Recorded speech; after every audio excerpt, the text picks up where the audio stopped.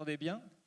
On est absolument ravis et chanceux de pouvoir débattre avec vous et devant vous de cette question importante du Made in France dans le cadre des GECO. Donc merci tout particulièrement aux GECO de leur invitation. Merci aux 4 panélistes de leur implication pendant ce début d'après-midi.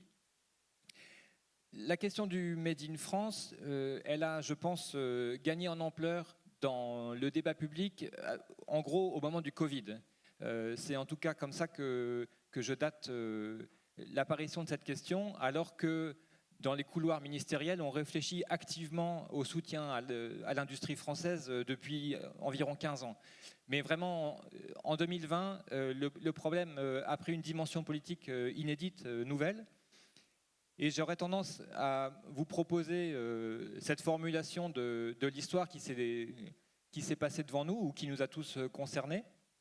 C'est qu'avant le Covid, on passait dans les magasins de fringues, on regardait les étiquettes, on disait tiens, au Vietnam ils font aussi des t-shirts, mais inconsciemment on se disait on sait bien que l'industrie textile elle est née chez nous et qu'il suffirait qu'on veuille pour qu'on la récupère. On pourrait nous aussi faire des t-shirts, simplement, vous comprenez, nous c'est pas pareil, on fait des choses plus sophistiquées. Et le Covid est arrivé et avec lui un torrent d'angoisse. On a eu peur pour nos proches, on a perdu des proches. Bon, c'était vraiment un moment profond pour chacun d'entre nous. Et en plus, voilà qu'on nous dit « Ah mais alors attendez, on n'est pas sûr de pouvoir fabriquer des masques, on n'est pas sûr d'avoir du paracétamol. » Et là, d'un seul coup, sur la question du Made in France, il y a une bascule dans nos têtes. C'est-à-dire que c'est plus un loisir ou un arbitrage de notre part. On se dit, mais en fait, vous êtes en train de nous expliquer que peut-être on n'est même plus capable de fabriquer du Doliprane, enfin du paracétamol, ou de fabriquer des masques. Et alors là, l'angoisse, encore une fois, nous saisit, et d'où cette série de questions dont on n'est pas venu à bout encore aujourd'hui. Qu'est-ce que ça veut dire de fabriquer en France? C'est quoi le Made in France? Est-ce que c'est possible? Est-ce que c'est souhaitable? Est-ce que c'est une fausse bonne idée? Est-ce que c'est une chimère? Voilà en gros de quoi on va débattre aujourd'hui. Et pour ça, on a la chance d'avoir donc 4 orateurs qui vont croiser leurs points de vue, leurs expertises. Je les présente par ordre d'éloignement, si j'ose dire, sur cette table. Donc à ma droite immédiatement, il y a à gauche pour vous Vincent Vicard, adjoint au directeur du CEPI, qui est un centre de recherche spécialisé sur les questions de commerce international et qui dépend directement des services du Premier ministre. À sa droite, Marie Desjeux, chargée d'études à la Fabrique de l'Industrie, qui est un laboratoire d'idées consacré au développement de l'industrie et à ses perspectives. Puis Christophe Masson, qui est directeur général de la Cosmetic Valley, c'est-à-dire le syndicat qui regroupe et défend les intérêts de la filière française de la cosmétique. Et enfin, Damien Parisien, directeur général de Benta Lyon, une entreprise du secteur pharmaceutique qui est située pas loin d'ici. Voilà, j'espère ne pas avoir écorché vos présentations. On va tout de suite rentrer dans le vif du sujet, et pour ça je me tourne vers toi Vincent. Est-ce que avant d'aborder le débat et notamment de se demander ensemble si le Made in France fait envie, si le Made in France est possible, est-ce que tu peux nous dresser, s'il te plaît, un premier panorama des performances du commerce international de la France? Où on en est, on parle souvent du déficit commercial. Quel est l'état de santé de notre économie sur ce plan? Bonjour à toutes et à tous, merci. Merci de m'avoir invité et de me donner la parole sur ce sujet. Peut-être pour faire un petit lien quand même entre la question de l'industrie dont il a été question en introduction et la question du commerce international et du déficit commercial. Pourquoi on parle du commerce international? Parce que l'industrie, c'est une activité qui est échangeable. Dans le commerce international, il y a essentiellement des biens.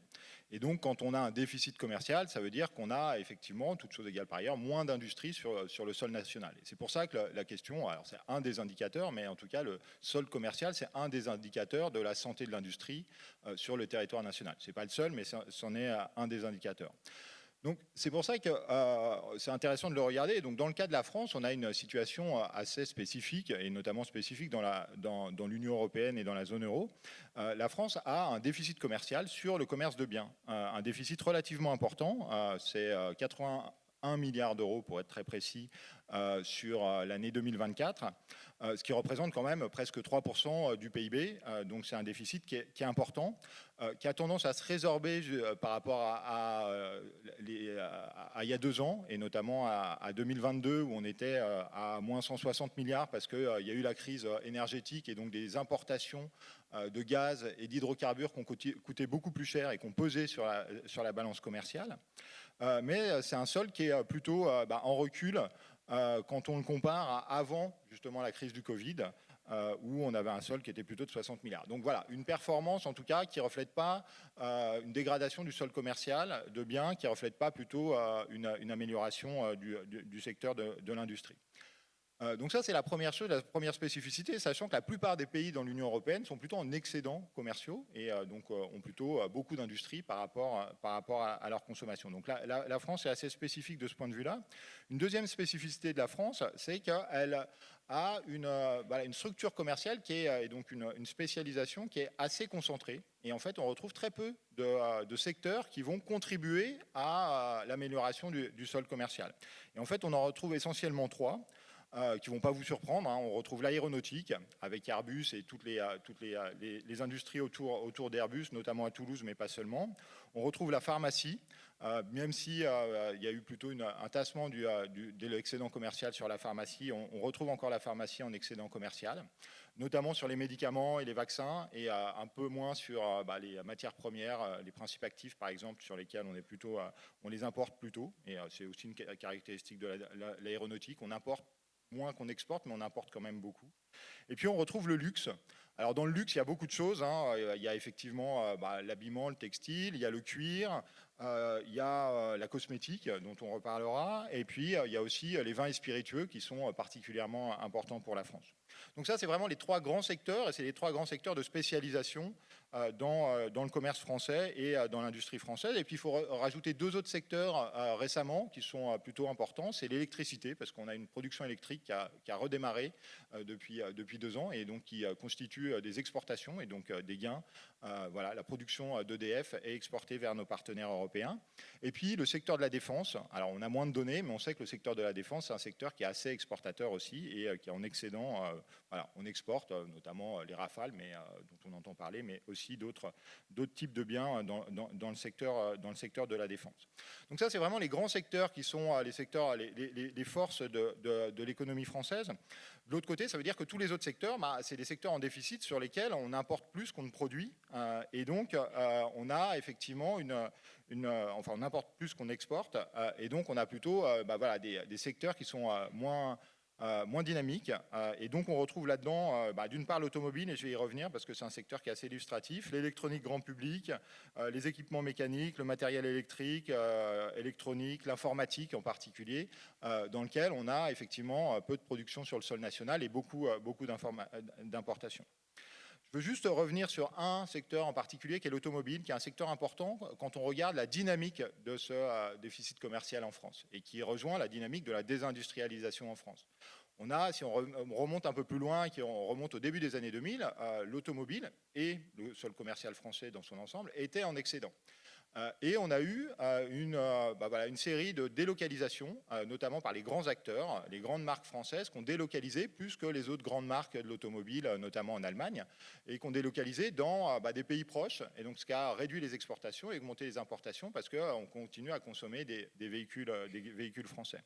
Et cette délocalisation, plutôt par les grandes multinationales françaises, qui ont pas mal contribué au creusement du déficit, elle s'est accompagnée aussi, quelques années plus tard, par la délocalisation aussi des équipementiers qui ont suivi leur grandeur d'ordre, et donc avec un tassement aussi de l'excédent du commerce sur les équipements automobiles.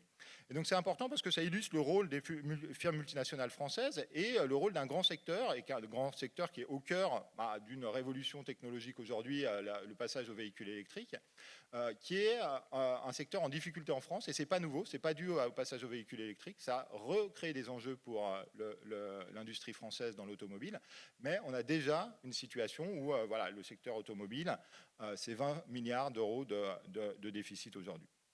Merci Vincent pour ce panorama, ce tableau de départ.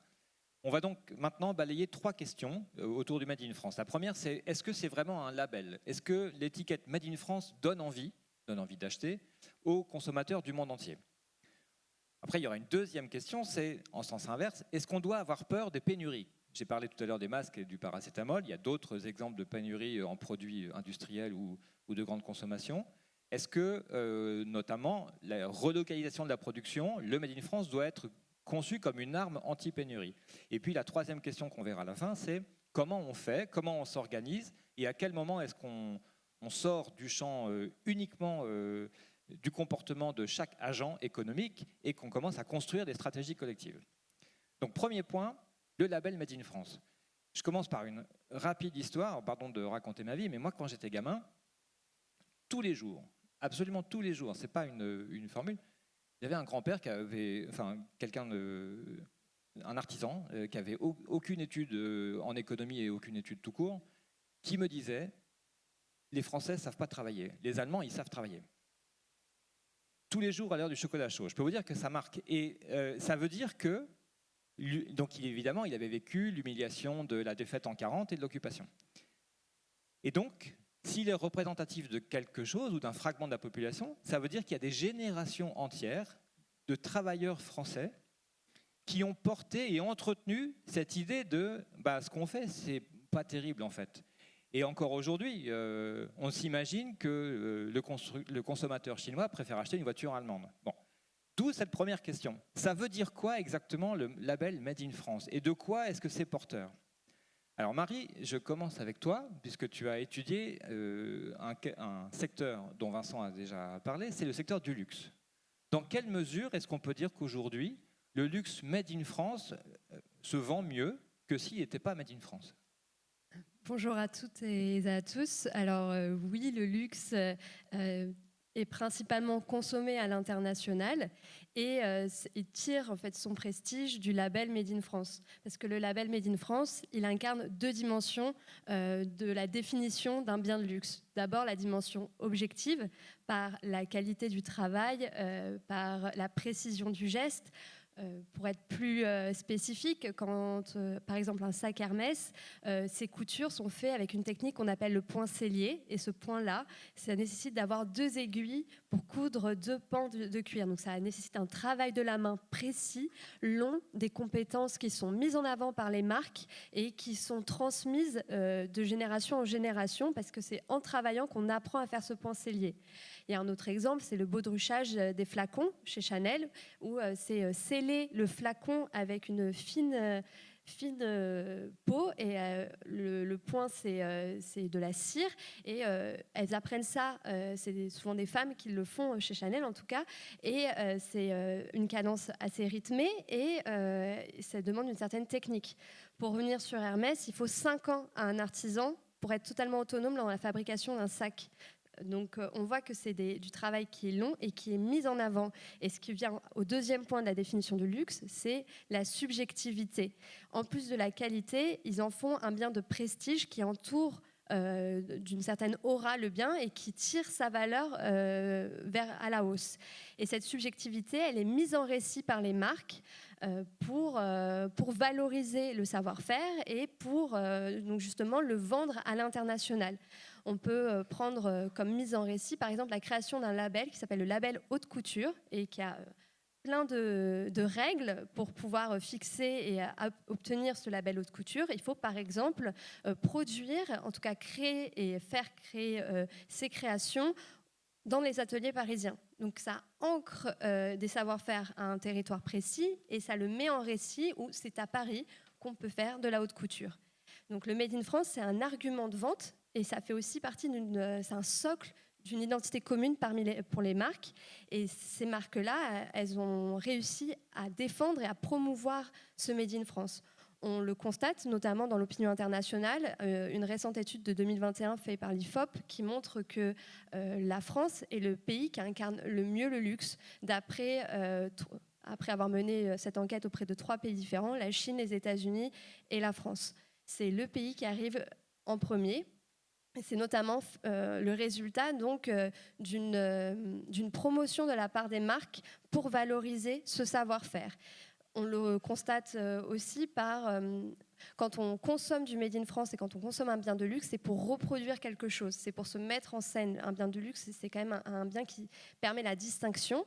Et ce qui incite les consommateurs à consommer des biens de luxe français, c'est de pouvoir reproduire un art de vivre. Et cet art de vivre, il est français et plus particulièrement parisien. Et on le constate notamment dans la mise en avant des produits dans la publicité.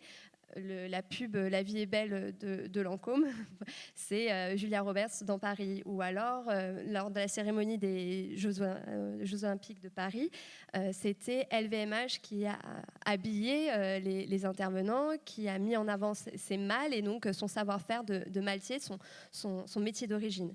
Donc, à partir de ces différentes actions, on voit bien que le label Made in France, c'est ce qui incite à la consommation et c'est mis en avant par les marques et de façon assez cohérente entre elles pour promouvoir le savoir-faire français à l'international. Voilà, merci Marie. Christophe Masson, je me tourne vers toi pour poser à peu près la même question. Donc tu parles ici au nom du secteur français de la cosmétique, qui est un très proche voisin, un très proche cousin du secteur du luxe et qui même d'ailleurs s'y superpose en partie. J'imagine que vous êtes assez bien organisé, que vous avez des études de marché un peu plus fouillées même que des simples tableaux Excel. Est-ce que vous avez des preuves mathématiques, des chiffrages de la valeur du Made in France, ou est-ce que c'est plutôt un acte de foi ou un attachement patriotique? Et dans tous les cas, à quoi ça tient et comment est-ce que vous vous organisez? Merci Vincent, bonjour à toutes et tous. Effectivement, la cosmétique, c'est parfois du luxe, c'est dans tous les cas des produits de grande consommation utilisés par tout le monde, partout dans le monde. C'est un marché mondial de plus de 500 milliards qui est en forte croissance avec évidemment la population mondiale qui s'accroît. Pour nous, la cosmétique, c'est avant tout une industrie faite de plus de 85% de PME et d'ETI qui exportent toutes, qu'elles fassent des produits, des flacons, des bouchons, des étiquettes, des ingrédients, elles exportent toutes en France, plus de la moitié de leur production à l'international. Donc l'export est un levier formidable de développement de nos industries en France. Nos chiffres, quand on regarde que les produits, c'est l'année passée 22,5 milliards d'euros de produits exportés. Ça fait de la France le premier exportateur mondial de parfums et de cosmétiques. Et ça fait du secteur cosmétique le deuxième contributeur à la balance commerciale de notre pays, avec un excédent de plus de 17 milliards, donc deuxième contributeur après la filière aéronautique. Alors, quand on regarde ça, on se dit mais pourquoi ça marche tout ça? Il y a une étude là qu'on a faite avec le cabinet Asterès qui montrait que la valeur perçue du Made in France en cosmétique, c'était à peu près plus 30%. Donc on est parfois du luxe, mais dans tous les cas, même si on n'est pas du luxe, on est une valeur perçue plus importante. Et pourquoi? Sans doute par notre histoire, par notre culture, sans doute parce que les marques de luxe ont su insuffler, comme disait Marie, une image du savoir-faire français à travers le globe. Très certainement parce que le consommateur, à travers le globe, quand il achète français, il achète des produits sûrs, des produits performants, des produits innovants, des produits durables, et c'est inscrit vraiment au cœur de nos produits. Et puis plus généralement, quand on achète français, on achète des valeurs, une culture, un art de vivre, et c'est ce qui, on le pense, fait fonctionner notre secteur. Alors ce Made in France, il est pas acquis pour toujours, et donc on s'attelle à le défendre. Ça a été l'objet de la création de Cosmétique Vallée il y a plus de 30 ans maintenant, l'organisation qui réunit aujourd'hui la filière cosmétique française et qui accompagne son développement. Cette association, elle a été créée par une poignée d'entrepreneurs qui se sont dit il faut ensemble qu'on continue à affirmer ce Made in France et notre développement passera par notre capacité à exporter. Ils se sont fédérés en filière en associant les marques et les fournisseurs. Et ils se sont fédérés autour d'une marque puissante, Cosmétique Vallée. Bon, on voit bien l'analogie avec une organisation outre-Atlantique, mais une marque puissante qu'on a portée à l'international depuis 30 ans maintenant, pour exprimer le fait que le Made in France, c'est un écosystème, c'est un savoir-faire avec des ingénieurs, de la production, de la recherche, etc., etc.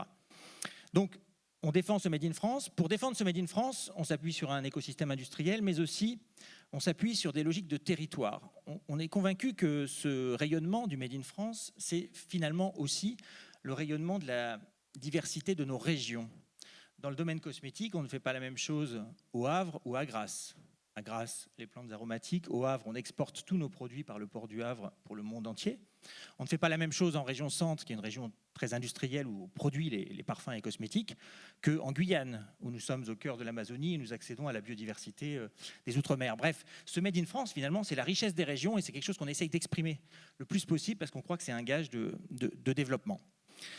Pour défendre ce Made in France aussi, on porte des projets très emblématiques. On organise chaque année depuis 10 ans maintenant le salon international de l'innovation cosmétique, Cosmétique 360, à Paris, tous les ans. C'est important pour nous parce que des salons commerciaux, le marché, en fait, il est aujourd'hui en Chine et à travers le globe. Donc les plus grands salons du monde sont organisés par des organisateurs internationaux sur des places qui sont hors de France. On a souhaité, quand on parle d'innovation, d'investissement, de recherche, que ça reste en France parce que ça fait partie de nos atouts et ça fera sans doute partie des atouts de demain pour rester compétitif. Donc ça, c'est un de nos projets emblématiques. Et puis l'autre, il arrivera en 2028. On ouvrira à Chartres, devant la cathédrale, la Maison de la Cosmétique, un lieu qui sera ouvert au grand public, à tous les publics, pour expliquer justement ce qu'est ce Made in France, ce savoir-faire français, et avoir une forme de dialogue avec le grand public sur ce qu'est cette excellence française. Un mot pour terminer, c'est sur ce Made in France, on sait bien le contexte actuel, des frontières qui se referment, une concurrence très dure face à notre savoir-faire industriel. Le facteur clé de succès de nos compétiteurs, il est très clair, c'est le soft power. On voit comment, par exemple, nos amis coréens ont su, en 10 ans, associer une politique industrielle, une politique de recherche, une politique publique, avec une politique culturelle et une politique d'influence. Vous avez tous vos jeunes enfants et petits-enfants qui sont dans les K-dramas, la K-pop, etc. Derrière, c'est des consommateurs qui achètent des produits coréens. Donc on a ce système de soft power qui est très puissant, sur lequel, évidemment, pour nous, pour l'avenir du Made in France, il faudra que très certainement à l'échelle nationale, à l'échelle européenne aussi, on se repose des questions sur notre capacité à avoir ce soft power qui est vecteur de développement économique du Made in France. Merci beaucoup. Donc, on progresse dans notre débat puisque je retiens que, oui, le Made in France fait vivre. Dans certains secteurs, c'est même fait vivre, mais fait vendre. Dans certains secteurs, ça peut donc être du plus 30%. Et on entend déjà qu'il y a une organisation humaine derrière ces grandes chaînes de valeur industrielles et une question du soft power sur laquelle peut-être on reviendra. Damien Parisien, je te pose à nouveau cette question du Made in France. En fait, je la pose, mais je sais déjà que tu as exprimé le fait que, y compris dans ton secteur, celui de la pharmacie, c'était une plus-value, c'était un avantage comparatif. Et je vais être tout à fait honnête, c'était pas évident pour moi. Autant sur le luxe ou la cosmétique, on peut avoir entendu dire que l'étiquette Paris sur un cadran de montre ou sur un flacon de parfum aide à vendre. Autant, surtout après des années où on s'est dit on n'est pas sûr de savoir fabriquer le paracétamol et on n'a pas été capable de sortir le vaccin Covid, le fait que la pharmaceutique Made in France soit considérée positivement à l'étranger, c'était pas quelque chose d'acquis. Alors, est-ce que tu peux nous en dire plus ? Oui, merci Vincent. Bonjour tout le monde. Effectivement, et je vais rejoindre Christophe un petit peu sur un certain nombre de points qu'il a évoqués. Comment est-ce que la pharmacie, le monde du médicament est vu à l'étranger ? Et alors, je vais me dire à l'étranger, c'est-à-dire en dehors de l'Europe, parce que nos gros compétiteurs sont principalement en Asie, principalement en Inde, qui est souvent appelée la pharmacie du monde, puisque un certain nombre de produits en viennent. Et puis maintenant, il y a de plus en plus la Chine qui suit de très très près. Tout d'abord, la première chose, la qualité de nos médicaments. C'est dans un médicament, qu'est-ce qu'on lui demande ? C'est d'être efficace et sûr. Donc, c'est 2 gages de qualité qui, de par notre réglementation française, européenne, permet d'avoir un haut niveau au niveau du médicament que l'on va sortir. La deuxième chose, c'est en termes de technologie. C'est vrai que tout à l'heure, Vincent en parlait sur l'export aussi, que la balance commerciale, c'est aussi par le vaccin, c'est par des médicaments qui sont aussi de haute technologie, contrairement à nous, ce que nous faisons, puisque nous, on est plutôt dans le médicament du quotidien, le générique que tout le monde a l'habitude un petit peu de voir en pharmacie lorsqu'il va chercher son ordonnance. Il y a cette vraie valorisation de technologie, de comment est-ce que l'on amène cette valeur ajoutée aux médicaments, et ça, c'est quelque chose qui fait vendre, c'est quelque chose qui est un gage de qualité. Donc quand on est en Afrique, dans certains pays d'Afrique ou du Moyen-Orient, et ben entre une boîte, si on prend l'exemple de paracétamol, de Bentalion par exemple, et une boîte de paracétamol d'Inde, il va y avoir une plus-value de plus 30, voire plus 40% en fonction des pays. Non pas que derrière on fasse plus cher ou qu'on ne soit pas compétitif, mais c'est qu'à un moment donné, ce que l'on va sortir de notre usine en France ou de notre usine en Europe va vraiment être un gage de qualité. Il y a des personnes qui ont préféré acheter une boîte d'un médicament fabriqué en France plutôt que 2 boîtes de médicaments fabriqués en Inde. Donc c'est une vraie valeur ajoutée dans ce que l'on peut, dans ce que l'on peut vendre. Et en plus, au travers de l'ensemble des différents scandales qu'on a pu entendre sur les 12 à 18 mois, et un certain nombre de sociétés en Inde qui se sont fait épingler sur des problématiques de bioéquivalence, d'essais cliniques qui étaient non conformes ou non dans les règles de l'art en Europe, donc qui a fait qu'à un moment donné, on a eu aussi des ruptures sur le marché français, voire européen, sur des produits qui, on pouvait se poser des fois un peu la question en termes de qualité qui venait de ces pays-là.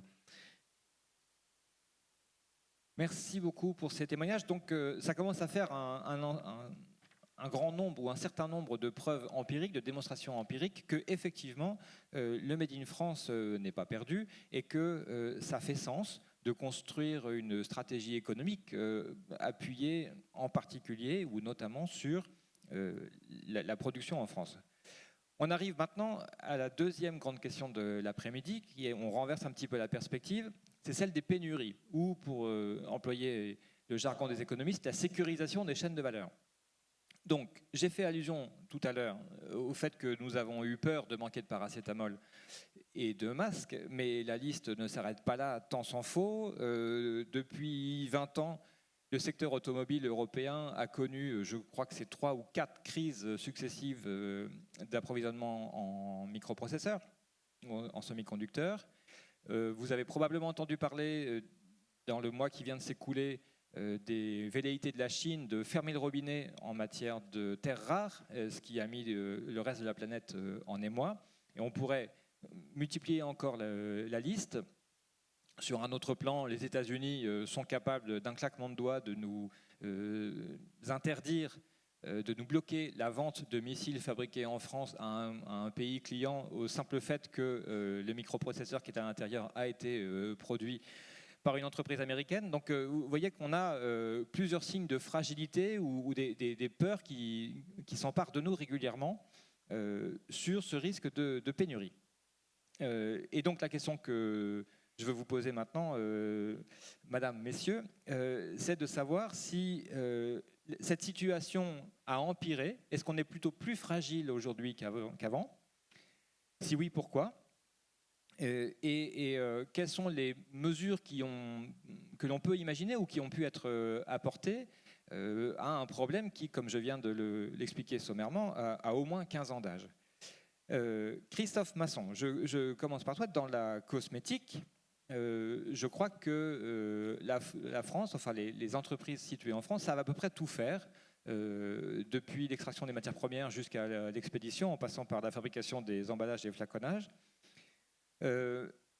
Ça veut dire beaucoup de métiers différents, beaucoup de compétences, peut-être un risque de dispersion. Je ne sais pas comment est-ce que vous vous y prenez et qu'est-ce que vous y gagnez?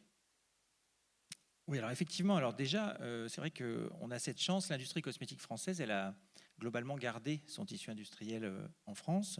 C'est 6300 établissements, 250 000 emplois, et effectivement, si vous voulez lancer une gamme de produits cosmétiques, vous pourrez tout faire depuis la France, à la fois le flacon, l'essence, le parfum, l'étiquette, etc., etc. Donc ça, c'est une chance. Alors, c'est une chance qui ne doit rien au hasard. On parlait tout à l'heure du Made in France. Évidemment, ces entreprises sont restées en France parce qu'elles exportent toutes.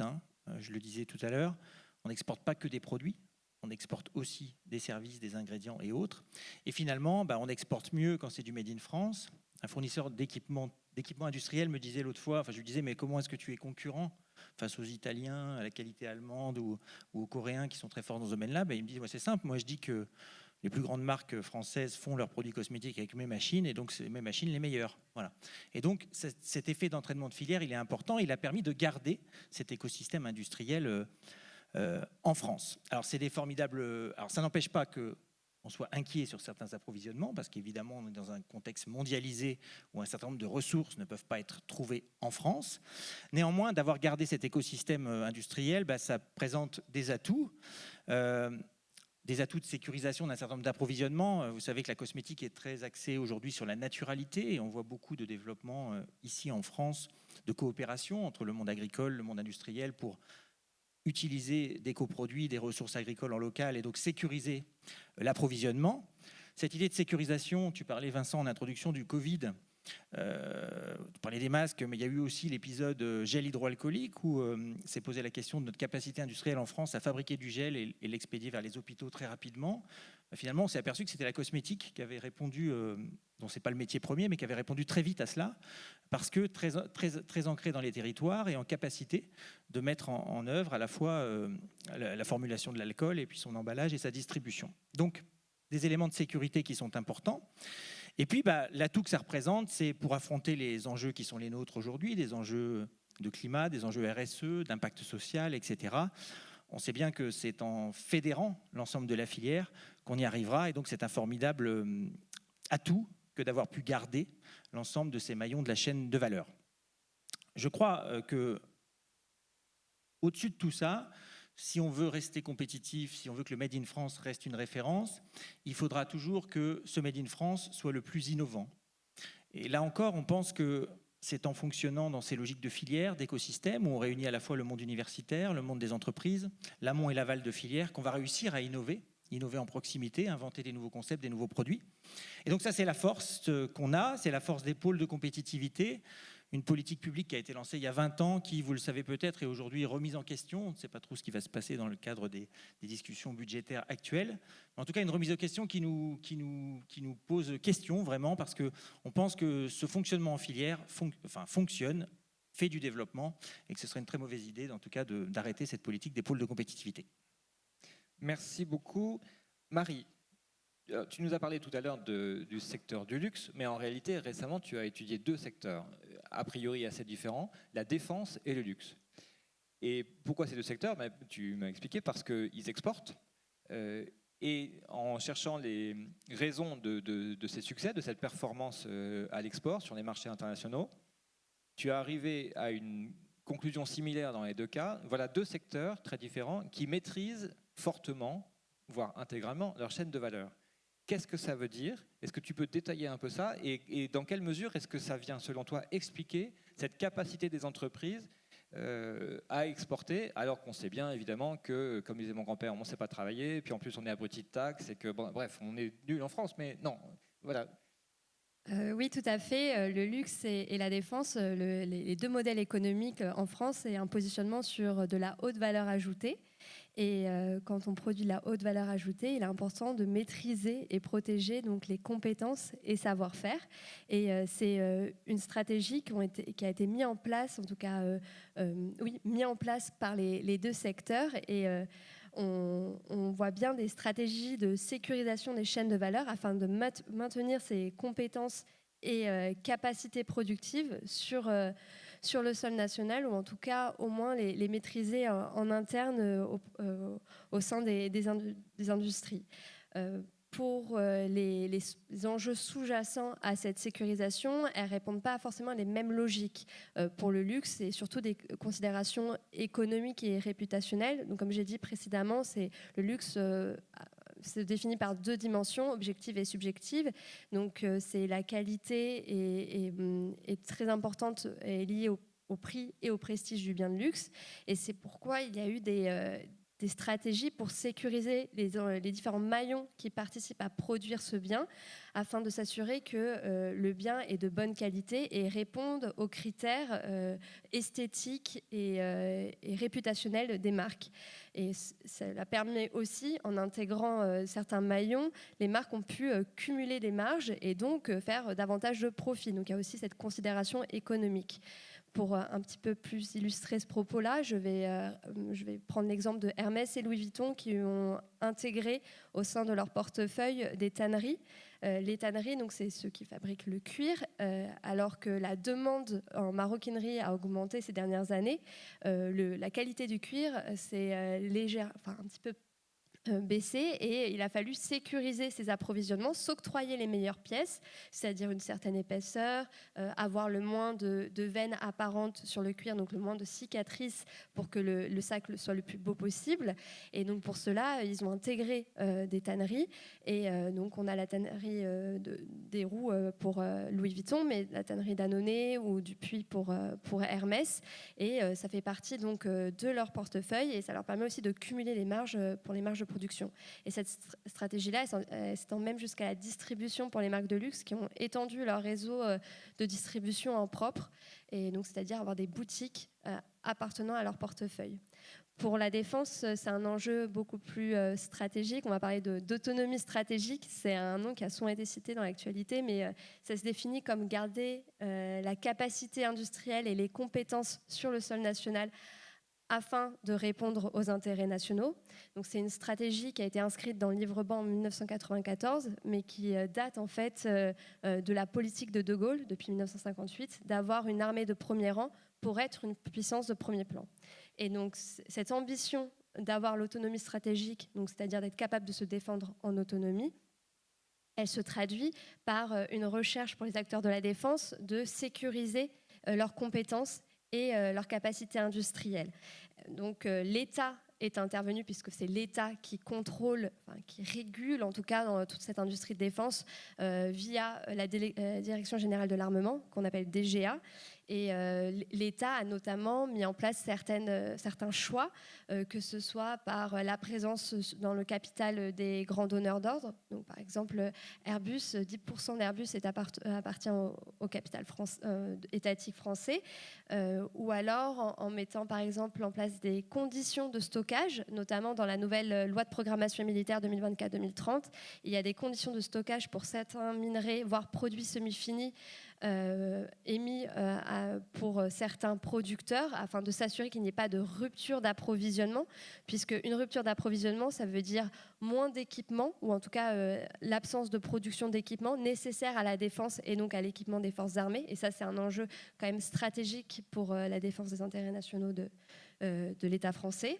Mais il n'y a pas seulement l'État qui est intervenu pour sécuriser les chaînes de valeur. Il y a également eu les donneurs d'ordre qu'on appelle souvent maîtres d'œuvre industriels. C'est Airbus, Thales, Safran, Naval Group, KNDS France. Et eux aussi ont veillé à la bonne santé de leur chaîne d'approvisionnement et ont aussi veillé à identifier et anticiper les goulets d'étranglement. Je vais reprendre un exemple assez parlant, c'est le rachat d'Aubert et Duval. Donc Aubert et Duval, c'est un métallurgiste qui se retrouve dans la région Auvergne-Rhône-Alpes et a eu des difficultés, d'abord une crise qualité en 2018, puis ensuite des difficultés financières liées à la crise sanitaire qui a mis en arrêt la production aéronautique et a été mise en vente par son propriétaire Eramé. Donc c'est un minier qui est français et il a été mis en vente, et lors de cette mise en vente, Airbus, Safran et le fonds d'investissement Tikehau Capital ont décidé de racheter l'entreprise, et ça s'est fait aussi dans un contexte où il y a eu le déclenchement de la guerre en Ukraine en 2022. Et la guerre en Ukraine, c'est donc la guerre entre la Russie et l'Ukraine. Et la Russie, c'est le premier producteur de titane de qualité aéronautique. Et Aubert et Duval maîtrisent la production, enfin en tout cas le processus de traitement de titane de qualité aéronautique. Et donc c'est dans ce contexte-là, afin de sécuriser les savoir-faire clés sur le sol français et donc de soutenir les compétences et les capacités industrielles, que Airbus, Safran et le fonds d'investissement Tikehau ont décidé de racheter Aubert et Duval en 2023. Merci beaucoup Marie. Damien, au cours de l'hiver 2022-2023, les Français ont eu peur de manquer d'amoxicilline, qui est un antibiotique d'usage en général courant, qui sert notamment à protéger les plus jeunes d'entre nous. Ça paraît invraisemblable parce qu'on n'a pas le sentiment que ce soit un produit, encore une fois, de haute technologie. Et pour le coup, ce n'est pas comme les terres rares qui sont extraites au Congo et raffinées en Chine. Alors, comment est-ce qu'il faut comprendre cette question des pénuries de médicaments ? Comment surtout est-ce qu'on peut y mettre fin ? Et en particulier, c'est le sujet de notre débat cet après-midi, est-ce que la relocalisation de la production de médicaments est une piste à creuser, un moyen réaliste de mettre fin à ces pénuries qui sont quand même angoissantes? Est-ce que vous le faites? Et je profite, parce que les questions sont déjà très nombreuses sur la tablette, je profite pour alourdir encore ma question d'une question dans la salle. Est-ce que la réglementation peut jouer un rôle favorable ou défavorable? C'est-à-dire que est-ce que l'excès de réglementation peut être une explication à notre difficulté à relocaliser la production, ou au contraire, est-ce que parfois il faudrait imaginer de nouvelles réglementations pour faciliter ces relocalisations? Lourde tâche, je vais essayer de répondre sans oublier une question. Déjà, moi ce que je pense, c'est que pendant 40 ans, je dirais, ou 50 ans même, en fait, les laboratoires en France, en tout cas, ont dit l'industrie, ça m'intéresse pas. L'industrie, c'est un peu sale, c'est pas valorisant, c'est moins bien que de la recherche, c'est moins bien que de l'innovation, etc. Et il y a eu beaucoup de désindustrialisation, des sous-traitants qui sont venus reprendre des usines, des délocalisations de production. Et je crois que 2020 a fait prendre conscience qu'à un moment donné, il nous fallait des médicaments en tout cas du quotidien. Tu l'as cité, Vincent, le paracétamol, l'amoxicilline, des antibiotiques, de la cardiologie, etc. Et qu'à un moment donné, il y avait un certain nombre de choses qu'il fallait qu'on ait. Est-ce qu'on est capable de tout réindustrialiser tout seul en France? Je ne pense pas. Par contre, qu'on puisse apporter une réponse à quelques problématiques de tension d'approvisionnement, quelques problématiques sur les marchés et pour les patients français, je pense que oui. En tout cas, c'est comme ça que nous, on le voit. On s'est dit, et on a commencé ça à mettre sur le marché, en tout cas nos premiers produits en 2024, après avoir été lauréat France 2030 en 2023, 2024. À partir de 2024, on a mis sur le marché un paracétamol comprimé sous notre marque, 500 mg, en se disant, voilà, on ne va pas être les numéros 1 sur le marché, mais en tout cas, ce que nous, on va faire, c'est qu'on va fabriquer quelque chose qui sera disponible, fabriqué dans notre usine, et qu'à un moment donné, s'il y a une baisse d'approvisionnement, une tension d'approvisionnement, on pourra être là. On n'est pas Sanofi, on n'est pas Biocar, on n'est pas tous ces gros laboratoires. On est là pour apporter quelque chose, une réponse. On y croit fortement. On a notre usine à Lyon, on fait une multitude de formes, des comprimés, des gélules, des sirops, demain de l'injectable. Et on est capable de fabriquer en France quelque chose qui soit économiquement viable. Et ça, je ne me fais pas des copains avec mes collègues quand je dis ça, parce que chez nous, tout est intégré. C'est-à-dire, hormis le principe actif et toutes les matières que nous achetons, et je reviendrai sur les principes actifs parce que j'ai souvent la question d'où ça vient, tout le reste est fait chez nous, jusqu'à la livraison à l'officine. C'est-à-dire que toute la valeur ajoutée, finalement, est interne. Donc c'est un business model qu'on retrouvait il y a 40, 50 ans à peu près dans certains laboratoires, et qu'aujourd'hui, on fait un peu marche arrière.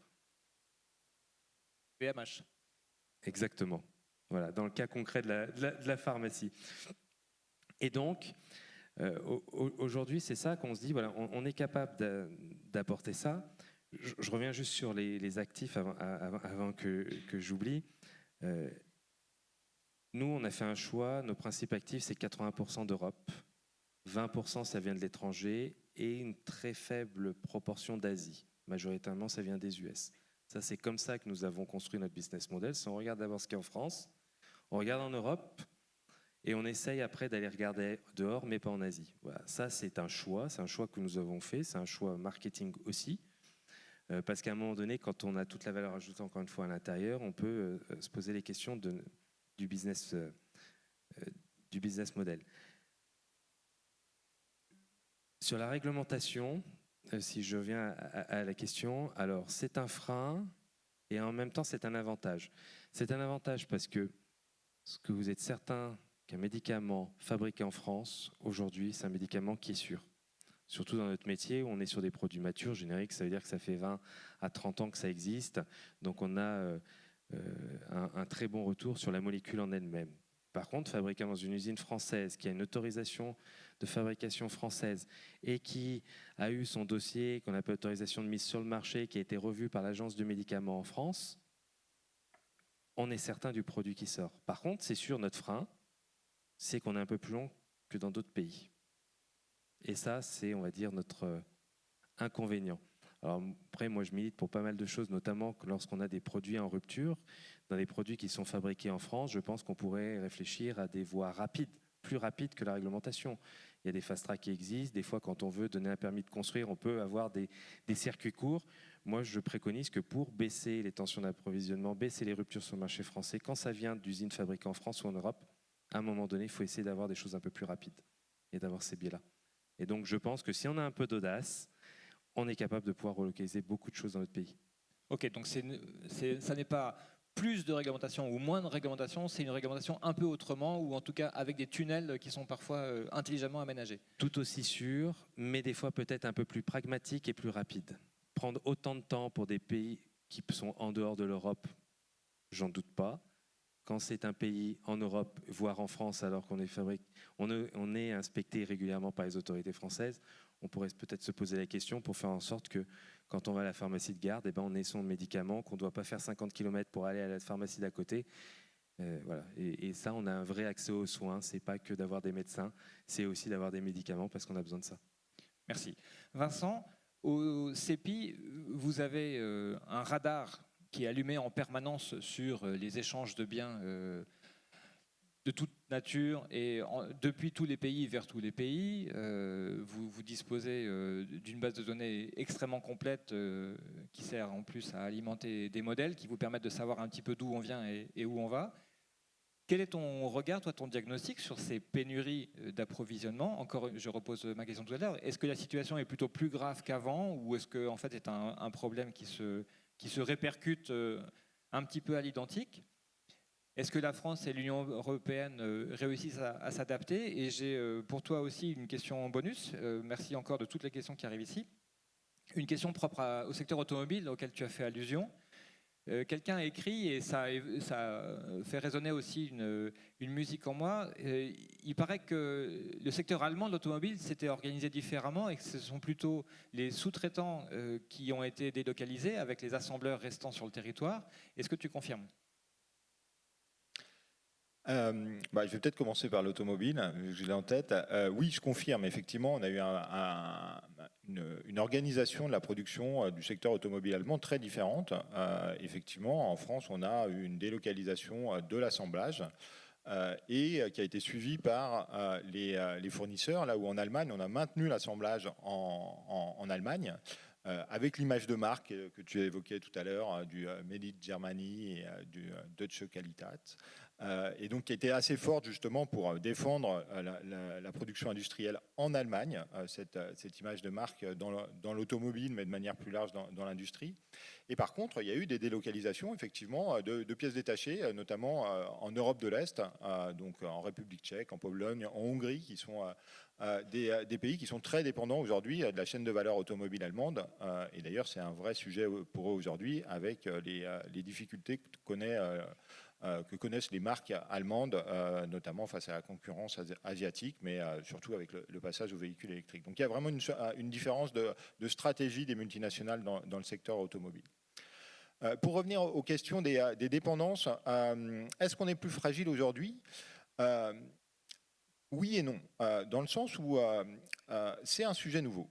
Oui, comme tu l'as évoqué tout à l'heure, ce sujet des dépendances, il est devenu important, il est apparu dans le débat public en fait, et dans les politiques publiques aussi, à partir de la crise du Covid. C'est pas forcément, moi je dirais pas que les pénuries ont été liées aux délocalisations, enfin les pénuries de masques, les pénuries de semi-conducteurs qu'on a connues juste après la crise du Covid, elles sont surtout dues à l'explosion de la demande du jour au lendemain, et donc ça, c'est pas vraiment lié au fait qu'on n'avait pas de production sur le territoire national. Mais il n'empêche que ça a amené des questionnements autour de la mondialisation et autour des gains à la mondialisation. On voyait la mondialisation et les échanges comme une source de gains, et maintenant on la voit comme une source de dépendance et donc comme une source de vulnérabilité. Et ça a été renforcé par les événements récents. Depuis 2024, on a un certain nombre de crises internationales qui rendent le climat international plus conflictuel. On dis souvent que la géopolitique l'emporte aujourd'hui dans un certain nombre de cas sur l'économie, ce qui était moins le cas depuis les années 90. Et donc, on a eu la guerre en Ukraine, et ben, l'utilisation, ce qu'on appelle voilà, de la coercition économique, l'utilisation des échanges de gaz par la Russie vis-à-vis de l'Union européenne dans le cadre du conflit et de l'invasion de l'Ukraine par la Russie. Ben ça, c'est extrêmement coûteux quand on s'aperçoit, et là on s'est aperçu effectivement qu'il y avait une réelle dépendance, on s'aperçoit qu'on est dépendant d'un fournisseur unique qui peut utiliser ça dans un conflit politique. Et ça, on l'a revu effectivement dans le cas des terres rares avec la Chine, dans le cas des semi-conducteurs avec les États-Unis. Voilà, on a de plus en plus d'utilisation des liens économiques comme des outils politiques. Donc c'est pas tant que la structure des échanges a changé, c'est que la perception des risques a changé et effectivement, on est dans un monde plus conflictuel aujourd'hui et donc il y a eu un changement dans les politiques industrielles qui ont été mises en place et on a un réel changement de ce point de vue-là. Alors en Europe, on a quand même une spécificité, c'est qu'on est structurellement dépendant du reste du monde pour nos ressources naturelles. C'était vrai pour les hydrocarbures, ça sera vrai demain aussi pour tous les métaux critiques, les métaux de la transition écologique. Ils ne sont pas présents sur le sol européen. C'est très différent d'autres pays comme la Chine, qui a des terres rares par exemple, et un certain nombre de métaux critiques. C'est très différent des États-Unis qui ont aussi des hydrocarbures, qui ont aussi un certain nombre de métaux critiques sur leur sol. L'Union européenne a assez peu de métaux critiques sur son sol. Et donc il y a des politiques pour effectivement commencer à extraire du sol européen, mais ça sera forcément limité. Il y a des objectifs assez ambitieux. En France, par exemple, il y a un projet dans l'Allier d'extraire du lithium qui est utilisé dans les moteurs de véhicules électriques. Il y a des objectifs très ambitieux au niveau européen. Que l'extraction sur le sol européen en 2030, ce soit 10% des besoins en métaux critiques, que le raffinage sur le sol européen, ce soit 40% sur le sol européen, et le recyclage, qui est aussi un moyen de pallier à l'absence de métaux critiques et de ressources sur le sol. Le recyclage représenterait 25% de la demande finale. Donc c'est des politiques des objectifs qui sont extrêmement ambitieux. Bon, après, derrière, les politiques qui sont mises en place, elles en sont à leur début. On n'a pas encore beaucoup, effectivement, de politique. Voilà, je parlais du projet dans l'Allier. Il y a d'autres projets, par exemple, en Suède, qui se mettent en place. Mais on en est au début. Et on en est au début aussi de l'identification de ces dépendances commerciales. Parce qu'on a un certain nombre de secteurs qui sont assez évidents. Par exemple, quand on parle de la défense, on parle d'autonomie stratégique, on parle de questions de sécurité nationale, c'est assez évident. Quand on parle du médicament, il y a des questions de santé publique. Donc, pour une partie du secteur des médicaments, et ça pose la question de quel type de production on veut sur le territoire national. Est-ce que, par exemple, on a besoin de production de médicaments génériques, de médicaments qui sont des médicaments plus avancés? Est-ce qu'on a plutôt besoin de l'amont de la chaîne? C'est toute une question qui est posée aujourd'hui et qui est difficile à résoudre. Je vous donne juste un exemple très récent. On a beaucoup parlé de pénurie de semi-conducteurs. On a beaucoup parlé des semi-conducteurs qui sont produits en Asie et notamment à Taïwan ou en Corée, les semi-conducteurs les plus avancés. Et on s'est beaucoup focalisé là-dessus. On s'est aperçu il y a un mois avec des sanctions chinoises contre une entreprise néerlandaise qui produit des semi-conducteurs pour l'industrie électrique et l'industrie automobile, mais qui sont des semi-conducteurs qui sont très loin des semi-conducteurs les plus technologiques. Eh bien, on s'est aperçu que la moitié de l'industrie automobile était en risque de se retrouver à l'arrêt du fait des restrictions à l'exportation sur ces produits qui sont des produits pas très technologiques, mais qui sont indispensables pour l'industrie automobile ou l'industrie électrique. Et donc c'est toute une question qui doit être traitée et qui est en train d'être traitée aujourd'hui, d'identifier quels sont ces secteurs dans lesquels on veut sécuriser ces approvisionnements parce que c'est coûteux. Il y a effectivement des exemples comme celui qui a été présenté tout à l'heure sur la pharmacie où ça peut être rentable économiquement, mais quand on parle de politique publique, de politique industrielle, eh bien, il faut se poser la question de où la politique industrielle va être la plus efficace et pourquoi on veut faire de la politique industrielle, pourquoi on veut mettre de l'argent pour sécuriser des approvisionnements. Et de ce point de vue-là, on ne va pas traiter de la même manière, typiquement la défense et l'industrie du luxe, pour citer deux secteurs dont on a parlé. C'est coûteux de sécuriser des approvisionnements. On l'a fait par exemple pour les masques, on a mis des fonds publics pour recréer une filière de masques sur le territoire français. Eh bien, quelques années après, avec la baisse de la demande, eh bien, cette filière de masques a disparu parce qu'elle se retrouve en concurrence avec des concurrents, notamment en Asie, avec des coûts du travail beaucoup plus faibles. Et donc, dans ces cas-là, qui sont des cas spécifiques, mais ça veut dire qu'il faut, à long terme, que la puissance publique, par exemple par la commande publique, mais éventuellement par d'autres moyens, mette plus d'argent pour sécuriser ces approvisionnements parce qu'on considère que c'est une question de politique publique et de produits qui sont critiques. Et c'est toute la question, quels produits sont critiques dans lesquels on veut faire une politique qui est coûteuse. Merci Vincent. Alors, j'ouvre un interlude avant de passer au troisième moment de la table ronde qui s'appelle Questions du public. Parce que ça me paraît être le bon moment, puisqu'on parlait justement de rupture d'approvisionnement, de glisser ici une question que je trouve compliquée, moi, mais ce n'est pas à moi d'y répondre, qui vient de la salle. La question, elle dit la chose suivante. Est-ce que ce que vous êtes en train de nous dire, c'est que plus un pays, une économie donnée, maîtrise d'étapes sur la chaîne de valeur, et mieux c'est pour le pays en question, est-ce que le pays est plus fort économiquement? Et la question est double, est-ce que ça revient à construire un château de cartes? Autrement dit, s'il y a une étape au milieu qui s'en va, est-ce que tout le reste s'effondre? Alors, qui parmi vous se lance pour répondre? Allez, je peux tenter.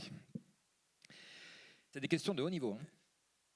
C'est complexe, enfin, je ne veux pas faire de langue de bois, c'est ni oui ni non, mais je crois qu'on est, à mon avis, plus fort. En tout cas, si on a un outil qu'on peut réactiver à chaque instant, je pense que c'est toujours mieux. Ça, c'est clair, parce que le temps, c'est un temps long dans l'industrie, hein, le temps de construire une usine, le temps de lancer des choses, etc. On l'a bien vu, période Covid, bon, il y a l'exemple des masques qui a été assez rapide, mais quand c'est mal fait, qu'on va trop vite et qu'on ne prend pas le temps, c'est une filière après qui ne tient pas. Elle ne tient pas aussi parce que je pense qu'il y a quelque chose qu'on n'a peut-être pas parlé ou pas suffisamment insisté, c'est que ça ne peut marcher, c'est que s'il y a une volonté collective. Au-delà de l'industrie, au-delà de l'État, c'est nous en tant que consommateurs, patients. Si on veut se dire qu'à un moment donné, on veut soutenir ça, bah c'est comme d'arrêter, si on veut notre commerçant de quartier, c'est d'arrêter Amazon, c'est d'aller chez son commerçant de quartier. Et ben en pharmacie, c'est la même chose, c'est-à-dire à prix équivalent, surtout dans notre métier à nous, en tout cas, c'est quelque chose de réglementé, bah, de privilégier quelque chose qui est fabriqué en local et de consommer en local. Parce que à la fois, c'est bon pour notre industrie, et donc du coup, qui va aller renforcer ce côté politique française et industrielle. Deux, c'est bon pour l'environnement, parce qu'on n'en a pas trop parlé aussi, hein, mais nous, dans notre métier, le médicament, un médicament qui est fabriqué en France ou un médicament qui est fabriqué en Asie, même procédé de fabrication identique, c'est 50% de décarbonation, ne serait-ce que de prendre un médicament fabriqué en France. Donc vous imaginez, vous prenez un paracétamol qui est fabriqué en Inde, vous prenez un paracétamol qui est fabriqué en France, déjà, première chose, c'est le même prix. En facial, vous ne verrez pas la différence, vous en tant que patient. Deuxième chose, c'est un médicament qui, à mon sens, aide à soutenir l'industrie Made in France. Et troisième chose, ça permet d'avoir un geste pour l'environnement. Et je pense que du coup, tout ce cercle vertueux peut, à mon sens, peut rendre un pays plus fort. Mais après, est-ce qu'il faut toutes les étapes? C'est encore autre chose. Christophe?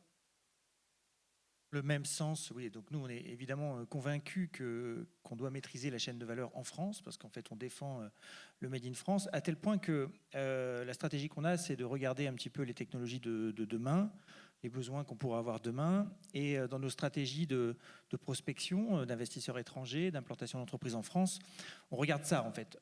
On va chercher avec les pouvoirs publics finalement ce qui va nous manquer demain pour l'implanter en France et finalement consolider le Made in France. Donc en tout cas, c'est la politique de notre filière, c'est d'essayer d'avoir ces maillons de la chaîne de valeur et de considérer que si on en perdait un, ça nous coûterait beaucoup plus cher d'aller le chercher et de le ramener en France que les efforts qui sont faits actuellement simplement pour garder cet écosystème.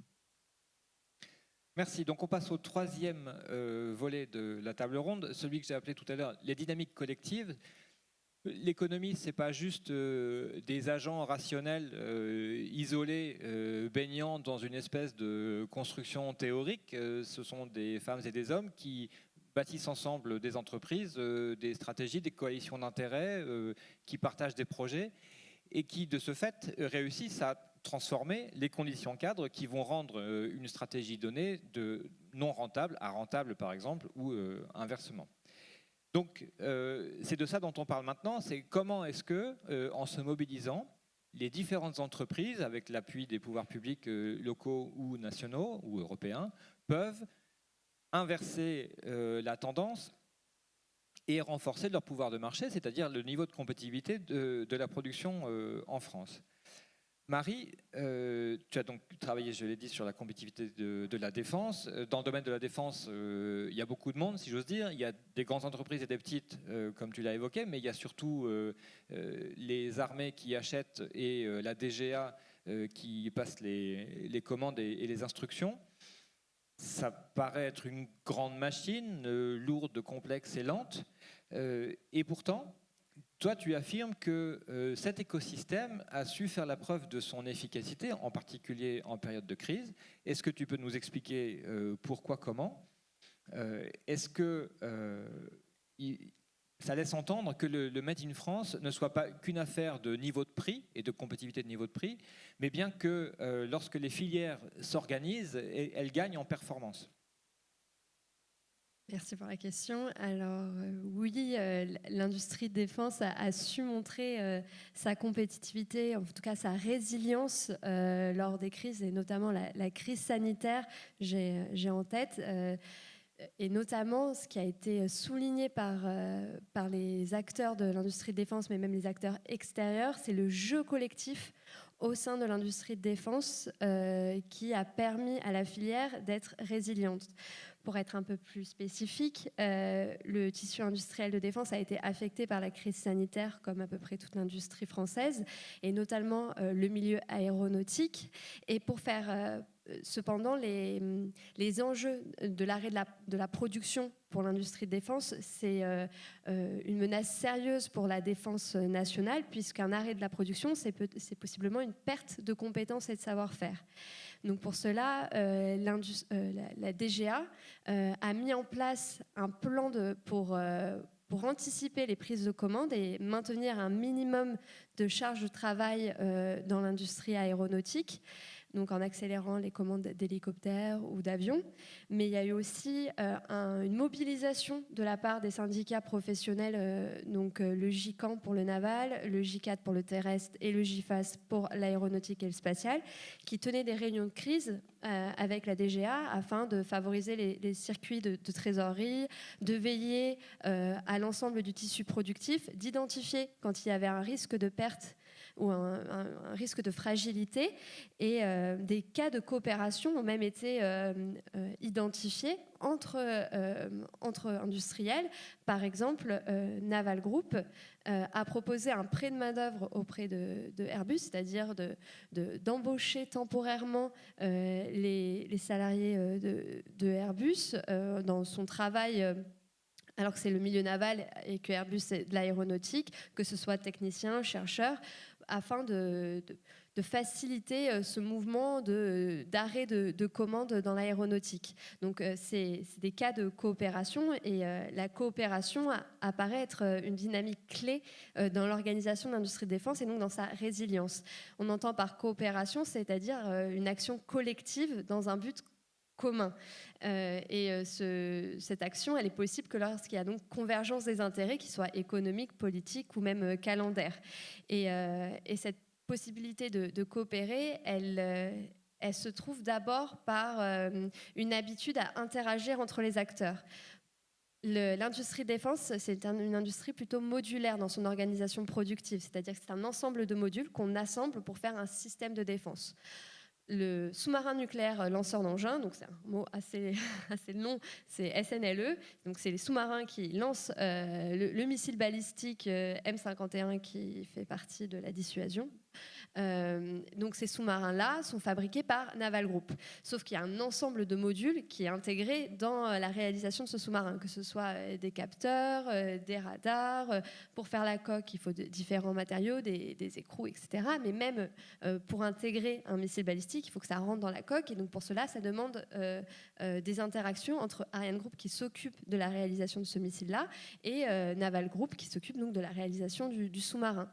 Donc cette habitude d'interagir entre eux est le résultat de complémentarité de compétences au sein de l'industrie de défense, et ça a été travaillé notamment par un ensemble d'acteurs, au niveau national avec la DGA qui veille au bon fonctionnement de l'ensemble de l'industrie de défense, mais aussi au niveau des milieux, donc au niveau des filières, donc avec le GICAN, le GICAT et le GIFAS, et enfin au niveau territorial avec un ensemble de clusters qui maillent le territoire et qui facilitent la coordination et la coopération entre acteurs.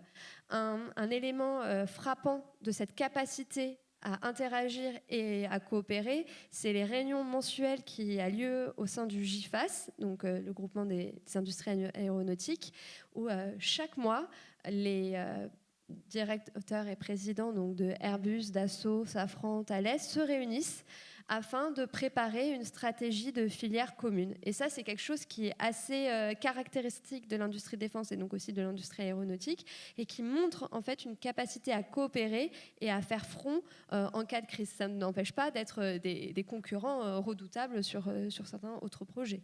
Donc voilà, c'est savoir converger les intérêts quand il le faut.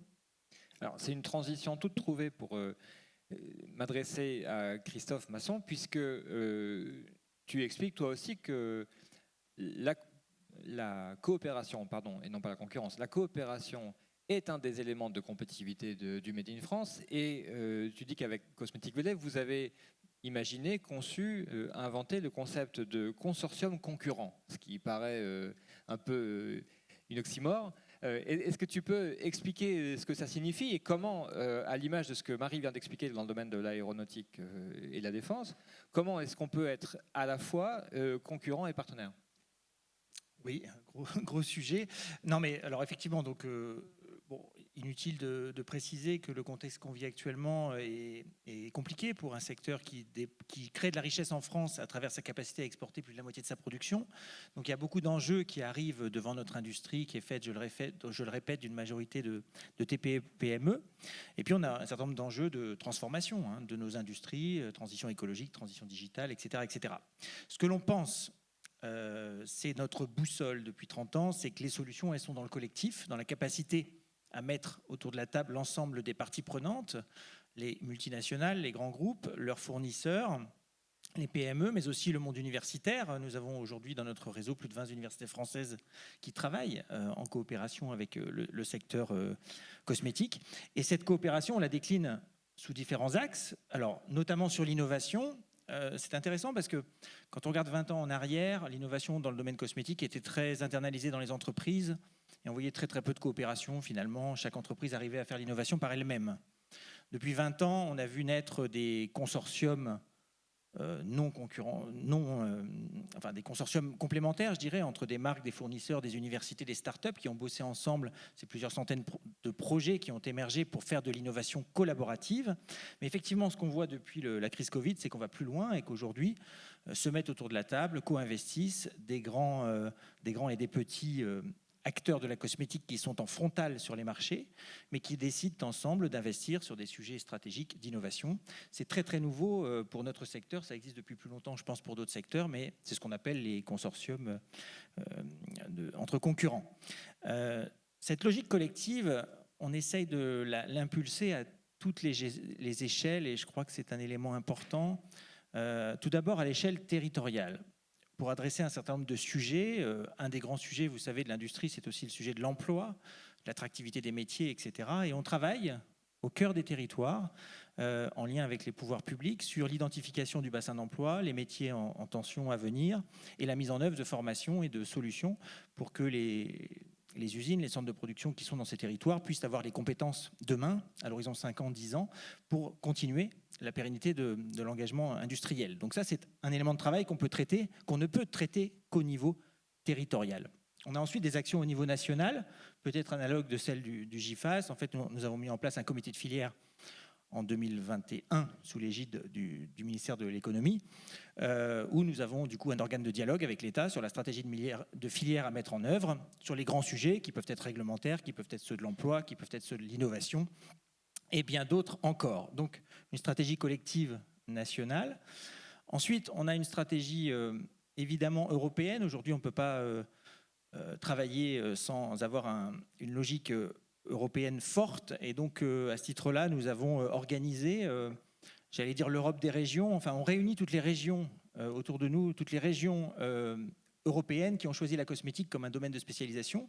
Ça nous permet de créer des ponts entre ces régions et générer de l'innovation, des collaborations entre ces régions d'Europe. Et puis la dynamique collective, elle est évidemment internationale. Notre capacité à exporter, donc on va à l'international, donc on fait évidemment des opérations collectives à l'export. On était la semaine dernière à Dubaï, on sera prochainement à Shanghai. Bref, on emmène les PME pour qu'elles vendent ce Made in France. Mais aussi, et ça c'est intéressant, ce dont on s'est aperçu, c'est que nos pays concurrents ont créé des structures un petit peu analogues à Cosmetic Valley à travers le globe depuis 20 ans. Donc nous, des fois, on dit, tiens, ils nous ont copiés. On sait mieux de dire notre modèle a été essaimé. Et finalement, ces modèles de clusters, d'organisations qui se développent aujourd'hui à travers le globe, on les a réunis autour d'une association qu'on appelle un méta-cluster, pardon pour le jargon, donc une association des associations. Et ça, c'est assez intéressant parce que ça nous permet de finalement, même si ce sont des compétiteurs, Corée du Sud, Chine et autres, d'avoir un dialogue avec eux et de ne pas ignorer nos concurrents, mais plutôt de travailler en bonne connaissance de cause. Donc voilà, donc notre logique, en tout cas, pour la filière cosmétique, qui est un secteur exportateur, c'est évidemment une logique d'ouverture, de dynamique collective, parce qu'on pense vraiment que c'est que comme ça qu'on pourra continuer à laisser la place de leader au Made in France. Merci beaucoup. Damien, Parisien, je me tourne vers toi. Ton entreprise du secteur pharmaceutique est située dans cette région qu'on appelle la vallée de la chimie.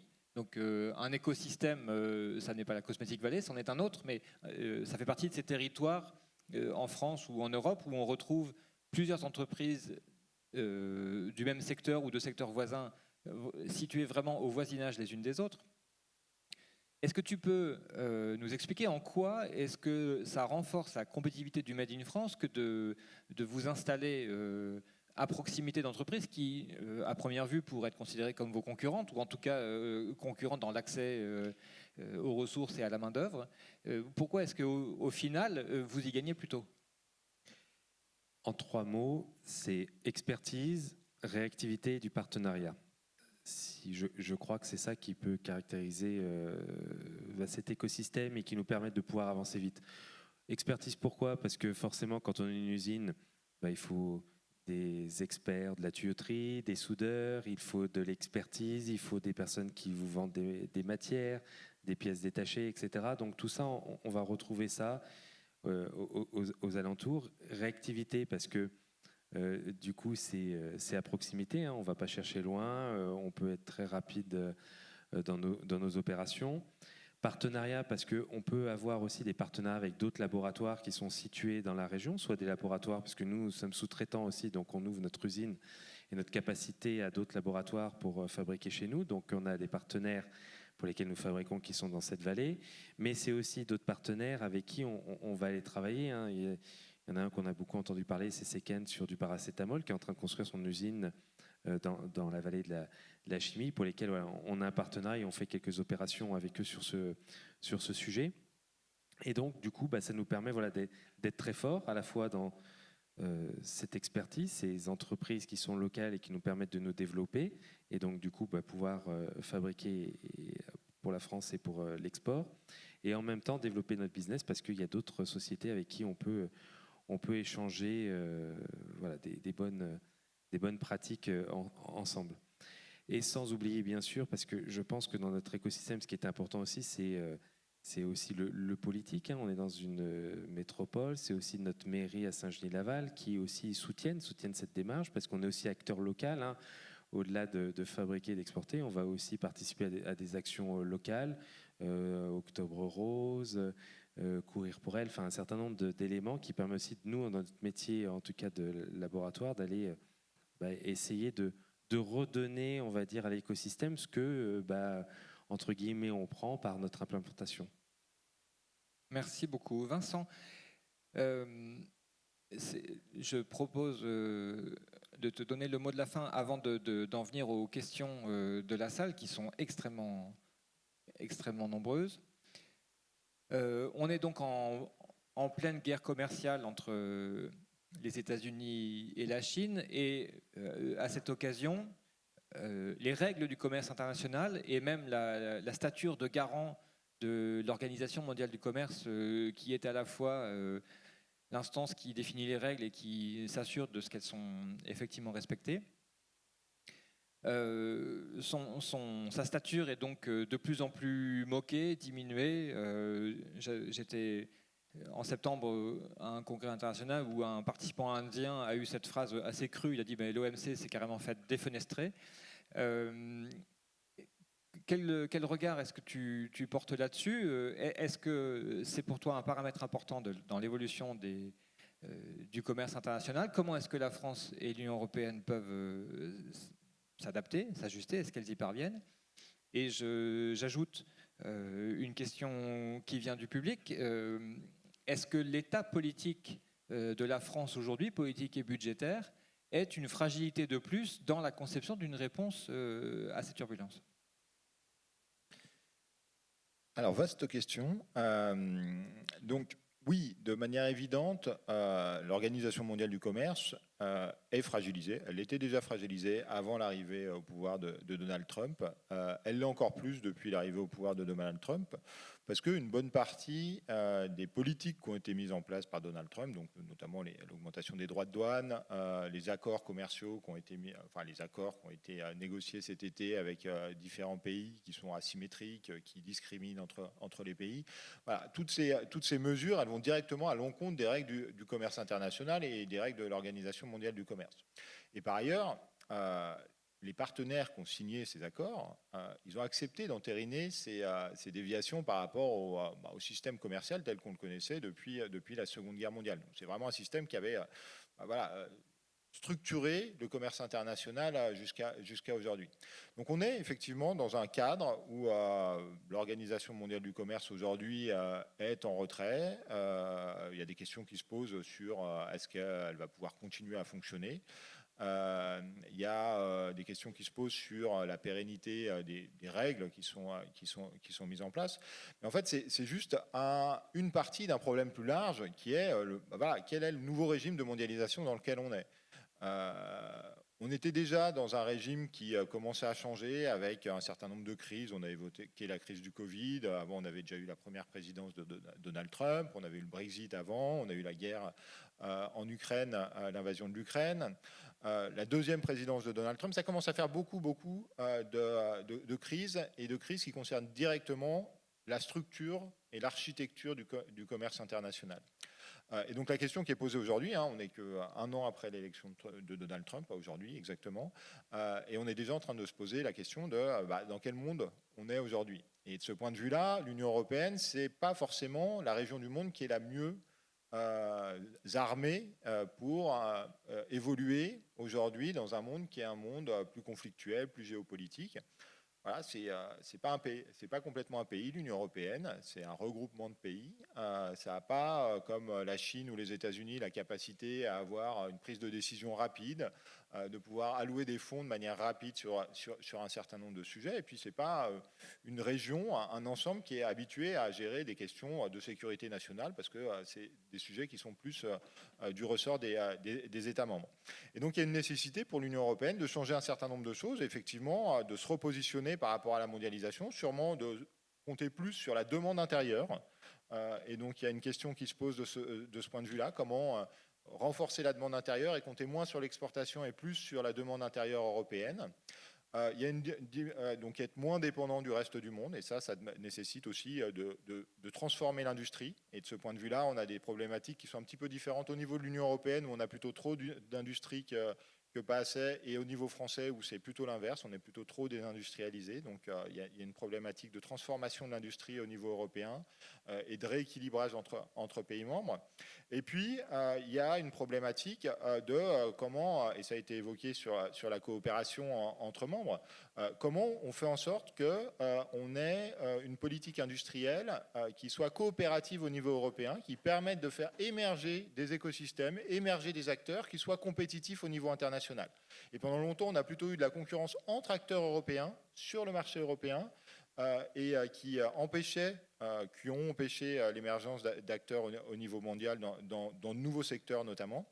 Et donc la question, c'est comment on crée ces synergies, ces synergies au niveau européen, ces coopérations au niveau européen entre écosystèmes industriels au niveau européen pour faire émerger des acteurs qui vont concurrencer les acteurs chinois, les acteurs japonais, les acteurs américains. Et ça, c'est une des questions qui est fondamentale pour la politique industrielle. Juste un dernier élément qui me semble important, c'est la question de la défense, qui est un sujet industriel. On voit qu'aujourd'hui, les questions de commerce international, d'industrie, elles ne peuvent pas être complètement dissociées des questions de sécurité tout court. Et donc, il y a une nécessité aussi d'avoir une défense autonome pour avoir une capacité justement à parler d'une seule voix et à peser au niveau international aujourd'hui. Merci Vincent. Alors, vos questions sont extrêmement nombreuses et je m'excuse par avance auprès de vous. Il ne sera pas possible de les poser toutes. J'essaye de les regrouper sans les déformer. Il y a d'abord plusieurs questions qui mêlent ensemble le Made in France et la sobriété carbone ou la transition écologique ou énergétique. Est-ce qu'il vous paraît justifié économiquement et industriellement d'affirmer que plus on produit en France et plus on réduit l'empreinte carbone des produits en question? Est-ce que donc la production en France peut aller de pair avec une consommation raisonnable? Mais il y a également une question qui accompagne ça et qui est presque l'antithèse, c'est la production française n'est-elle pas spécialisée dans des secteurs qui reposent beaucoup sur l'économie d'avant, ou en tout cas qui sont particulièrement fragiles, automobile, aéronautique, etc., qui sont particulièrement fragiles dans l'hypothèse d'un monde durablement bas carbone? Qui souhaite répondre, s'il vous plaît? Vincent. Alors, je peux dire un mot sur la première dimension de la question. Donc, effectivement, par définition, produire en France, ça économise du transport, et le transport international, c'est émetteur de gaz à effet de serre. Donc, si on voit vraiment la question directement par le prisme des émissions liées au commerce international, ce qui est une réalité, il y a une diminution de ce point de vue-là. Mais je ne pense pas que ça résout complètement la question. Il me semble qu'il y a une question qui est plus large, qui est de poser la question de si on veut réindustrialiser, si on veut faire du Made in France et remplacer de la production lointaine, ça pose la question de qu'est-ce qu'on va produire sur le territoire national. Et je pense que quand on parle justement, quand on lit ça aux questions de sobriété, d'émissions carbone, il faut poser cette question, qu'est-ce qu'on va produire sur le territoire national? Et je prends l'exemple de l'automobile, qui est à mon sens un exemple assez intéressant. Si on veut reproduire sur le territoire national pour produire des SUV, et c'est un argument qui est des fois fait et qui a été fait assez longtemps, de dire il faut privilégier le haut de gamme, les véhicules qui sont plus faciles à rendre rentables sur le territoire français. C'est aussi des véhicules qui sont plus polluants. Et donc c'est une question qui doit aussi être posée, c'est quel type de véhicule dans le secteur automobile on veut produire sur le territoire français ou européen, rendre rentable sur le territoire français et européen, et donc des véhicules électriques sûrement, mais des véhicules électriques, aussi des petits véhicules électriques. Et ça demande de poser la question justement de quel type de production on a besoin. Et donc il n'y a pas que la question du Made in France, produire sur le territoire national ou produire à l'étranger, mais il y a la question de qu'est-ce qu'on produit sur le territoire national et comment ça participe, et c'est un petit peu lié à la seconde partie de la question, à des politiques de sobriété aussi. En tout cas, des plus petits véhicules qui sont moins polluants, et qui vont avoir une empreinte carbone moins importante, par exemple. Merci. J'ai une autre question à tiroir. On entend parfois dire que la production française serait plutôt spécialisée et parfois cantonnée ou piégée aux moyennes gammes, ce qui serait un handicap quand on cherche à exporter. Par ailleurs, on a évoqué des cas comme le luxe ou la défense dans un autre secteur où on va dire, le prix compte peu. Et du coup, on a parfois, ou la cosmétique, c'est pareil, on a parfois l'impression qu'on arrive encore à produire en France des éléments qui se distinguent hors prix, ou en tout cas, où l'acheteur ne rechigne pas à mettre cher dans un produit. Et précisément, lorsqu'on parle de biens de consommation, par exemple les textiles Made in France, il y a des marques qui ont cherché à se réimplanter en France. Alors là, le consommateur se trouve face à un arbitrage douloureux parce que ça lui fait quand même un peu bizarre pour des habits de tous les jours de mettre 2 ou 3 fois le prix de ce qu'il avait l'habitude de mettre dans des habits usuels. Donc, encore une fois, cette question, elle est à plusieurs facettes. Est-ce qu'il est vrai, premier point, que la production française serait plutôt moyenne gamme? Et est-ce qu'il est vrai, c'est antithétique, qu'on ne peut produire en France que des biens pour lesquels le prix ne soit pas un critère premier à l'achat?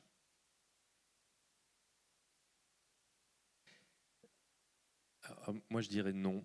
Je dirais non parce que Alors, la question était contradictoire. Donc, c'est non à la première ou à la deuxième moitié de la question? Alors, on est capable de... En tout cas, nous, Générique, et ce que nous montrons, on est capable de fabriquer des produits à bas coût en France. Évidemment, on peut fabriquer à forte valeur ajoutée, mais des prix à bas coût en France, on est capable. On a un exemple, nous, concret, du quotidien en permanence. Je reviens à mon paracétamol comprimé. Nous fabriquons du paracétamol comprimé, donc vous connaissez tous le prix à la boîte en pharmacie et combien ça coûte. Aujourd'hui, on en fabrique, on envoie au Moyen-Orient et en Afrique francophone. C'est un exemple concret de que nous pouvons être compétitifs. Après, c'est une question de business model. Je ne refais pas ce que j'ai dit tout à l'heure. Nous, on est complètement intégrés. Donc, c'est aussi ça qu'il faut regarder. C'est comment est la structure de l'entreprise, comment est son business model pour réussir à le faire. Et moi, je pense que nous pouvons faire beaucoup de choses en France. C'est une question de volonté de structure. Oui. Oui, pour compléter et témoigner du point de vue cosmétique, les produits cosmétiques, effectivement, on dit c'est parfois des produits de luxe, c'est aussi des produits de grande consommation. Donc vous avez des cosmétiques à tout prix, enfin à tous les niveaux de prix, pardon. Donc on est capable de produire en France des produits d'hygiène, de toilette, etc., qui sont des produits très accessibles, bas coût, qui sont globalement très peu exportés. Ces produits-là sont produits en local dans les pays de consommation. Et par contre, ce qu'on exporte, c'est effectivement des produits avec de la valeur ajoutée. Et là, on parle du maquillage, du parfum et des produits de soins. Donc il y a les deux en fait en France. Il y a ce savoir-faire, produits de grande consommation et produits plus premium, voire luxe. Du coup, je rebondis parce que je me nourris toujours du flot ininterrompu de questions qui arrivent là. Il y a beaucoup de questions qui portent sur le consentement du consommateur et son niveau d'information d'ailleurs au moment d'acheter Made in France. On ne sait pas toujours, lorsqu'on achète un produit dans la vie de tous les jours, s'il a été fait un peu ou beaucoup en France. Et précisément, est-ce que pour vous, cette question elle est secondaire parce que vos clients sont d'abord étrangers et donc la question du consentement du consommateur français à acheter Made in France n'est pas pour vous un paramètre essentiel? Ou est-ce que le marché français est suffisamment important dans votre portefeuille pour que l'état d'esprit du marché français et du consommateur français soit un paramètre important dans votre stratégie?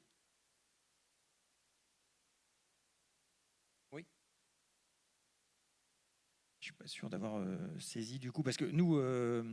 La question c'est que représente la France dans votre portefeuille client? Donc, oui. Et de ce fait, est-ce qu'il est important ou secondaire que le client français soit, comment je dirais, davantage motivé qu'aujourd'hui à acheter Made in France? Globalement, le client français achète Made in France quand il achète cosmétique, puisqu'on a une puissance de frappe incroyable. Et aujourd'hui, même si on voit arriver des produits coréens ou autres, ça reste minoritaire. Donc, pour le coup, quand on vit en France, on achète globalement français quand on achète cosmétique. Et puis, par rapport à l'international, nous, on affiche fièrement ce Made in France, puisque, comme je disais, c'est un levier de vente et de business. Et plus de la moitié, encore une fois, ça c'est important, plus de la moitié de nos produits sont fabriqués en France et exportés. Et donc c'est là qu'il y a notre relais de croissance. Je ne l'ai pas dit, la cosmétique c'est assez incroyable. Je reprenais les chiffres avant la table ronde. Le volume d'exportation a doublé en 10 ans. On exportait 11 milliards il y a 10 ans, on exporte 22 aujourd'hui. C'est quand même assez incroyable. Peut-être une dernière question. Non, pardon. Oui, vas-y. Non, par rapport à ça, nous, comme on est sur du générique, donc on n'a pas le droit de faire publicité, la meilleure façon de savoir, c'est que le patient dise où est-ce que c'est fabriqué pour qu'il puisse avoir l'information. Parce qu'effectivement, on ne peut pas faire publicité et on ne peut pas mettre un drapeau français sur une boîte de médicaments. Entendu. Merci. Je vous livre une dernière question. Est-ce que dans vos activités respectives, dans celles dont vous avez connaissance, l'IA et ajouter ou pas à l'informatique quantique vous paraissent être des disrupteurs, comme on dit, de nature à déplacer de façon massive des étapes de production dans les chaînes de valeur, ou est-ce que vous avez d'autres soucis pour l'instant? un mot, non mais l'IA elle est arrivée dans notre secteur de manière forte, beaucoup d'accélération notamment du e-commerce suite au Covid, enfin avant le Covid on se disait tiens même en France on n'aura jamais de e-commerce, il faut aller voir sa conseillère etc. C'est arrivé en masse, c'est revenu sur toute la filière industrielle, aujourd'hui l'intelligence artificielle ou toutes les nouvelles technologies sont arrivées dans l'ensemble de nos entreprises, qu'elles soient PME ou grands groupes, dans l'ensemble des métiers. Pour moi c'est pas de nature à changer l'ossature de notre industrie. Par contre, on voit aujourd'hui des grandes transformations, des grands investissements dans les process de développement, dans les process de production et dans la manière dont on vend les produits. Donc on est en mutation, mais ce n'est pas de nature à changer la nature de notre implantation en France. C'est parfaitement clair. Est-ce qu'il y a des compléments de réponse ou on s'achemine vers la conclusion? Merci beaucoup à toutes et tous de vos témoignages, vos questions. C'était important qu'on puisse échanger avec vous et encore une fois alimenté par vos questions, même si je m'excuse à nouveau de ne pas avoir pu les poser toutes. C'était important qu'on puisse débattre de ce sujet qu'on voit réapparaître fréquemment dans le débat public et en particulier aux infos. Je vous souhaite une belle après-midi. Merci encore au GECO et merci à vous.